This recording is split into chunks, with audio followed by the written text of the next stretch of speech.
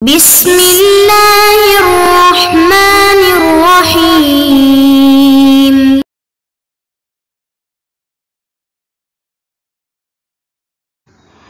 اعوذ باللہ من الشیطان الرجیم، بسم اللہ الرحمن الرحیم۔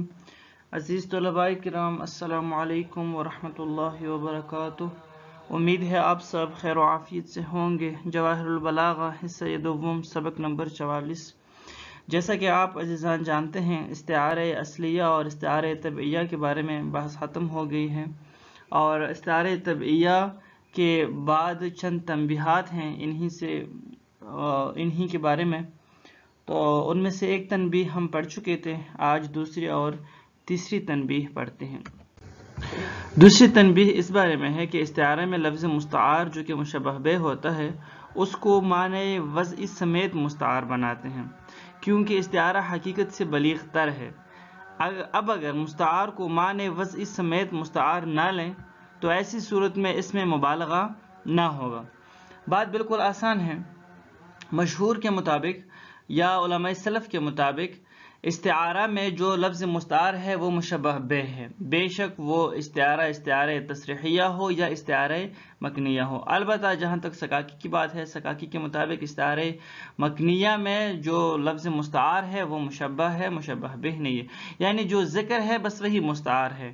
ایسا نہیں ہے کہ جو حذف ہے ہم اس کو لفظ مستعار بنائیں، لیکن مشہور کے مطابق لفظ مستعار جو ہے وہ مشبہ بہ ہوتا ہے۔ ایک بات، دوسری بات یہ ہے کہ ابھی یہ جو لفظ مستعار ہے، کیا ہم نے فقط لفظ کو بطور استعارہ لینا ہے یا اس کو معنی سمیت بطور استعارہ لینا ہے؟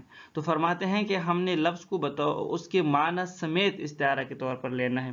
کیونکہ ہمارا مراد استعارہ میں مبالغہ کرنا ہے، اور جب ہم لفظ کو معنی سمیت بطور استعارہ نہیں لیں گے تو پھر ہم یعنی مبالغہ نہیں کر سکتے، پھر اتنا مبالغہ نہیں ہوگا۔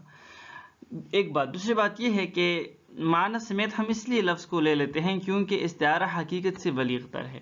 کیا مطلب یہ ہے کہ اگر آپ واضح طور پر ایک چیز کو بیان کر رہے ہوتے ہیں، ایک مطلب بیان کر رہے ہوتے ہیں، تو یہ اتنا بلیغ نہیں ہوتا، لیکن جب آپ اسی مطلب کو استعارے کے ذریعے سے بیان کریں اور آپ ایک لفظ کو معنی سمیت بطور استعارہ لیں اور اس کو اپنے معنی سمیت جو ہے استعارہ بطور مستعار استعمال کریں گے اور آپ استعارہ کے ذریعے سے مطلب سمجھائیں گے، تو یہ حقیقت سے زیادہ بلیغ تر ہے، حقیقت سے زیادہ واضح طور پر بات بھی آپ سمجھا سکیں گے اور اس میں فصاحت و بلاغت بھی زیادہ ہوگی۔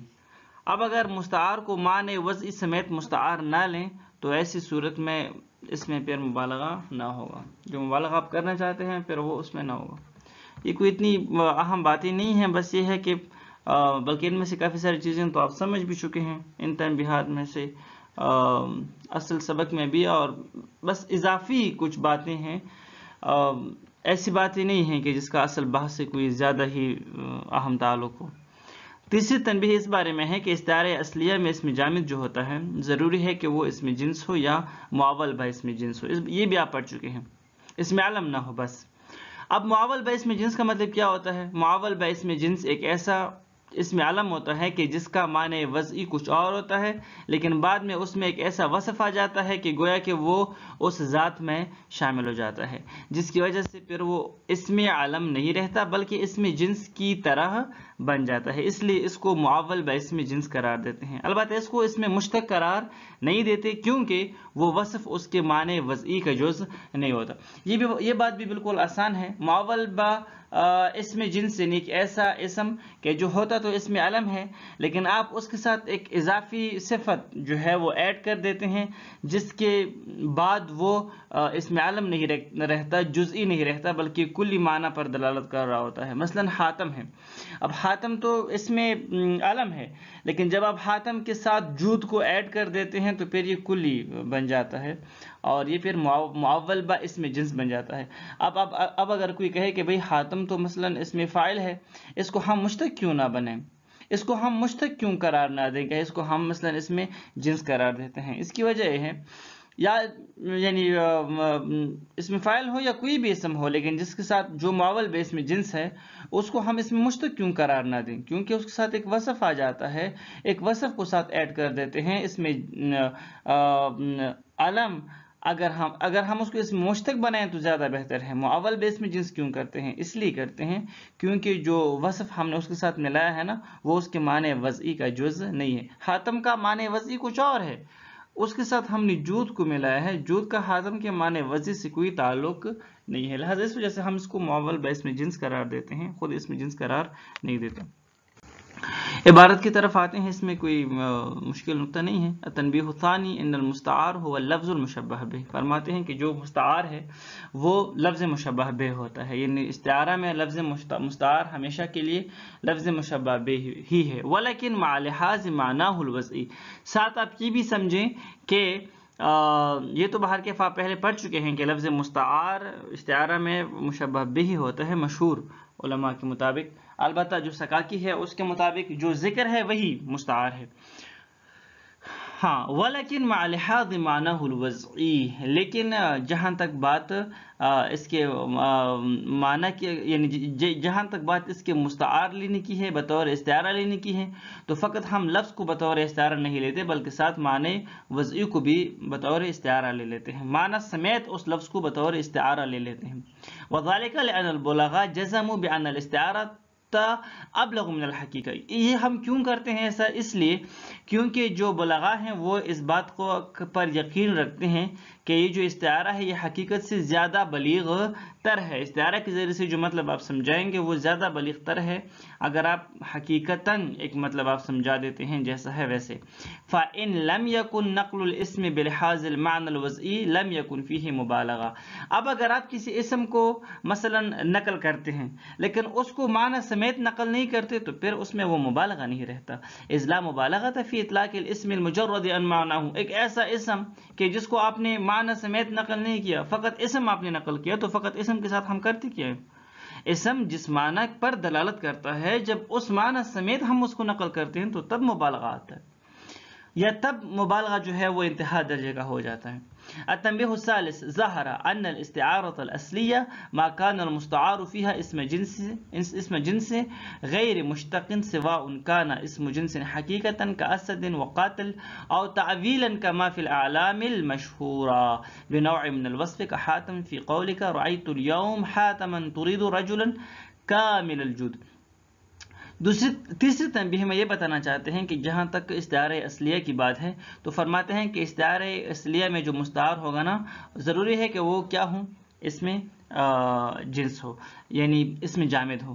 اب جو اس میں جامد ہوگا، اس میں جنس ہوگا، یعنی مشتق نہ ہوگا. اب وہ ہو سکتا ہے اس میں جنس ہو بالکل حقیقت میں ہی وہ اس میں جنس وضع ہوا ہو، جس طرح کہ مثلا اسد ہے، قتل ہے، حقیقت میں ہی وہ اس میں جامد ہو، یا نہ وہ حقیقت میں تو اس میں جنس نہیں ہے لیکن معول با اس میں جنس ہے، اس کی تعویل اس میں جنس میں کی جاتی ہے.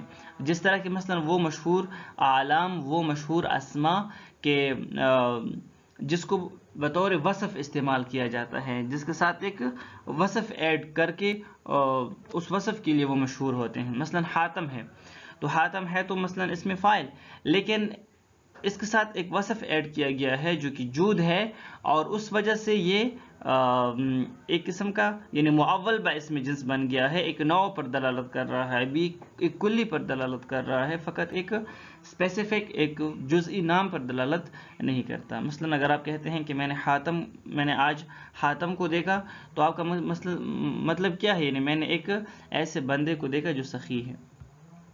وقد اعتبرت الاعلام التي تتضمن معنى الوصف اسم جنس تعویلا ولم تعتبر من قبیل المشتق.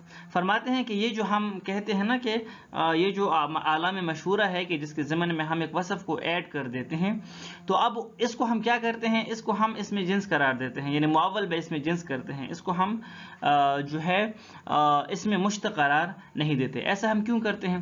ایسا ہم اس لیے کرتے ہیں لأن الوصف ليس جزء من معناها، کیونکہ جو وصف ہے نا وہ اس کے معنی کا جز نہیں ہے. جو ہم معنی اور جو وصف ہم بعد میں اس کے اوپر یعنی اس کے ساتھ ایڈ کرتے ہیں وہ اس کے معنی کا تو جز نہیں ہے نا، اس کے معنی کا حصہ نہیں ہے معنی وضعی کا، بل ہوا لازم لہ، بلکہ اس کے لیے ایک لازم کے طور پر ہم اس کو ذکر کرتے ہیں، غیر داخل فی مفہومہ، جو اس کے مفہوم وضعی یا اصل مفہوم میں شامل نہیں ہے۔ فحاتم لم یوضع لدلالت علی الجود، مثلا حاتم ہے تو حاتم تو اس لیے یہ لفظ وضع نہیں ہوا نا تاکہ یہ جود پر، سخاوت پر دلالت کرے، ولا علی ذات متصفۃ بہ، اور نہ بذات خود جو حاتم ہے یہ جو ہے یعنی اول سے ہی مثلا ایسی کسی صفت کے ساتھ متصف ہے، یہ لفظ پہلی سے ایسی کسی صفت کے ساتھ متصف کیا گیا ہو، ایسی تو کوئی بات نہیں ہے۔ ولیکن الجود عرض له ولازمہ فی ما بعدہ، لیکن یہ جو لفظ جود ہے یہ بعد میں اس کے اوپر عارض ہوا ہے، بعد میں اس کے اوپر آیا ہے اور بعد میں اس کے لیے ایک لازم کے طور پر بنا ہے، لہٰذا اس میں کوئی خاص بات نہیں ہے، بس یہی دو باتیں ہیں جو تنبیہ ثانی میں ایک آپ نے پڑھی اور تنبیہ ثالث میں جو ایک آپ نے پڑھی، یہ تقریباً پہلے آپ پڑھ بھی چکے ہیں۔ السلام علیکم ورحمۃ اللہ وبرکاتہ۔